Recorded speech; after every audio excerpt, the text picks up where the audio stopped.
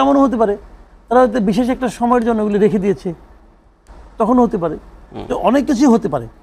এখন যদি সরকারের টেন্ডেন্সি এমন থাকে যে যখন একটা অঘটন ঘটবে তখন আমি ফ্যাসিবাদের উপরে একটা দায় চাপাই দিলাম, তো এটা ফ্যাসিবাদের উপরে দায় চাপা দেওয়ার অর্থই হলো যে তুমি আসলে ভাই বিচারটা করতে চাও না।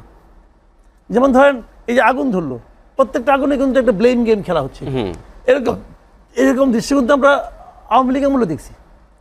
কুচকুচাটা আগুন ধরলো, ভাবখান এরকম যে যদি একটু মানে দেয়াশালার কাঠি জ্বালানো হয় তবু বলতো যে এটা না এই আগুন সন্ত্রাস করতেছে বিএনপি জামাত, তারা এরকম করতো আর কি। এখন ওই একই রকম দেখছি। তবে এটা ব্লেম গেমের দরকার নাই। আইন শৃঙ্খলা পরিস্থিতি যে ভালো না এটা সরকার নিজেই বলে, এটা আমি আর নতুন করে কি বলবো। তবে এখন পর্যন্ত সেরকম কোনো নমুনা দেখছি না। ইলেকশনের সময় কি হয় দেখা যাক, কারণ আওয়ামী লীগ তো ইলেকশনের মধ্যে নাই। এখন যে কটা দল আছে এরা সবাই তো ইলেকশন করতে চায়, কারণ যারা ইলেকশন করতে চায় তারা মারামারি কি কারণে করবে।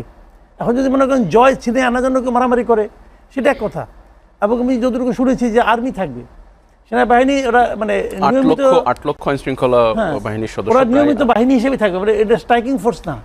যদি নিয়মিত বাহিনী হিসেবে থাকে না তাহলে আমার মনে হয় না যে নির্বাচনের জন্য আইন শৃঙ্খলা পরিস্থিতি খুব বড় একটা হুমকি হয়ে দাঁড়াবে। খুব একটা ঝুঁকি নেই আপনার, আমার মনে হয় না। কিন্তু এই যে সাম্প্রতিক আপনি যে উদাহরণটা দিলেন, এই যে আগুনের ঘটনা, বাংলাদেশে যে কার্গো ভিলেজে যে আগুনের ঘটনাটা ঘটলো, বা চট্টগ্রামে যেই চিকিৎসা সরঞ্জাম তৈরির যে কারখানায় আগুনের ঘটনাটা ঘটলো, এই কেপিআই ভুক্ত প্রতিষ্ঠানগুলোতে যখন এই আগুনের ঘটনা ঘটে সেগুলো কি আসলে কোনোভাবে কি বলা যায় যে আইন শৃঙ্খলা পরিস্থিতি কোনো না কোনো দায় আছে আসলে এই জায়গায়?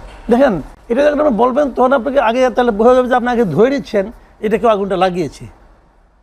আপনি ধরবেন কিসের উপর নির্ভর করে সেটি তদন্তের আগে তো আসলে বলা যাবে না, কাজে এটা ধরা ঠিক হবে না।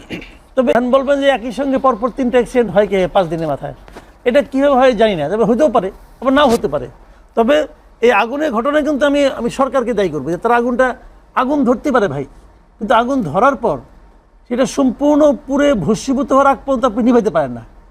এটা হলো আপনার যোগ্যতা। এই যোগ্যতাটা খুব একটা প্রত্যাশিত যোগ্যতা নয়, এই যোগ্যতা আমরা চাই না। এই যে আপনার কার্গো ভিলেজেরটা তখনই নিভছে যখন নাকি জ্বলার মতো আর কিছু ছিল না, পুরা শেষ। হ্যাঁ, তাহলে ওটা ছাই তো আর জ্বলবে না, তো শেষ হয়ে গেছে। এখানে তো কোনো আপনি পারেন না কেন, তাহলে এত টাকা দিয়ে এগুলি এরাই খাবার লাভ কি হলো? চট্টগ্রামেরটাও 17 ঘন্টা লেগেছে। তো এগুলি ঠিক না, এগুলি মানে আমরা যেটা শুনছি কার্গো ভিলেজ এটা নাকি আরও আগেই নেভানো যেত, কিন্তু অনুমতি পাওয়া যায় নাই। ওই স্যার নাকি অনুমতি দেয় না, কি করছে স্যার দিয়ে নিয়ে আগুনে পোড়ালে পরে বুঝতে কেমন লাগে। এই জায়গাটা আমি একটু সাবেক সেনাপ্রধান ইকবাল করিম ভূঁইয়ার একটি মন্তব্য আপনাকে পড়ে শোনাবো এবং আপনার মতামত জানতে চাইব। উনি বলছেন যে অন্তর্বর্তী সরকারের অদক্ষতা, আইন শৃঙ্খলা অবনতির কারণে অথবা ছাত্রদের চাপের মুখে সংস্কার মিশনে হাত দিলে নির্বাচন না হয়ে অন্তর্বর্তী সরকার ক্ষমতায় থাকবে, তখন দুর্বল মন্ত্রীরা বদলাবে এবং ডক্টর ইউনূসকে প্রেসিডেন্ট করে ঐক্যমত্যের জাতীয় সরকার গঠিত হবে। অর্থাৎ এই যে আইন শৃঙ্খলা অদক্ষতার কারণে আইন শৃঙ্খলার অবনতি হবে, এরকম একজন সাবেক সেনাপ্রধান, ওনার আইন শৃঙ্খলা উনার এখানে অনেকগুলি সম্ভাবনার কথা শুনছি, আমি অনেকগুলি বলছেন আপনি, আমি সবগুলো আসলে মনে রাখতে পারছিলাম না। এত সম্ভাবনা, এটা করলে এটা হবে, এটা করলে এটা হবে, এটা করলে এটা হবে, অনেক কিছু হবে। তো এত দূর মনে হয় যাওয়ার দরকার নাই। এত মানে এটা মানে অনেকগুলি সম্ভাবনা, এটা করলে এটা হবে, এটা করলে এটা হবে। আর্মি পার্সন তো এই একটা আক্রমণ যখন করেন, একটা প্ল্যান যখন করেন, তখন কিন্তু অনেকগুলো অপশন রাখেন। যদি অন্য কেউ চালায়, সেই মানে কেন চালায়, তাকে কেন চালাতে দেওয়া হয়, এটা তো একটা কারণ থাকতে পারে। হয়তো উনি পার্সোনালিটির দিক দিয়ে স্বরাষ্ট্র উপদেষ্টার চেয়েও মানে বেটার কেউ হতে পারে, আমি জানি না।